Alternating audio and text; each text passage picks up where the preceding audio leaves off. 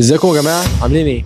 فيديو النهارده تكمله لمكتبه التمارين، وعندنا شرح تمرينين بيستهدفوا الشيست بشكل فعال جدا. فلات ماشين شيست بريس وريكلاين ماشين شيست بريس. تمرين فلات ماشين عضله الصدر كلها بتشتغل بتركيز اكتر على الجزء الاوسط والسفلي اللي يعتبر واحد، وفي تمرين ريكلاين ماشين برضه الشيست كله بيشتغل اكتر على الجزء السفلي الكوستر فايبر والعضلات المساعده زي التراي والكتف الامامي. ونبدا نشوف ازاي نتمرنهم صح. ظبط ارتفاع الكرسي بحيث ان ايدك تبقى في مستوى الصدر. ثبت رجلك في الارض كويس وخد عزم من رجلك، وابدا افرد دراعك بس مش للاخر، خلي في تانية بسيطه وانزل للاخر، وحافظ على كوعك زاويه 45.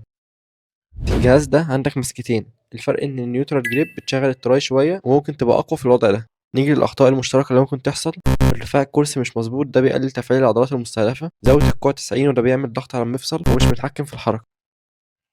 الاجهزه ممكن تبقى احسن من اوزان حره في حالات كتير، زي انك تكون مبتدئ وعايز تتاكد ان مسار الحركه مظبوط والجهاز بيوفر لك ده، او انك تكون راجع من اصابه وقلقان من الاوزان الحره. وده ما يمنعش ان دلوقتي بقى في اطفال كتير بيحطوا الاجهزه كتمارين اساسيه في الجدول. ده راجع لان جسمك مش بيفرق بين جهاز او بار او دمبل. وبس كده، لو عجبك الفيديو واستفدت ما تنساش تدوس لايك وتعمل سبسكرايب، واستنى الفيديو اللي جاي.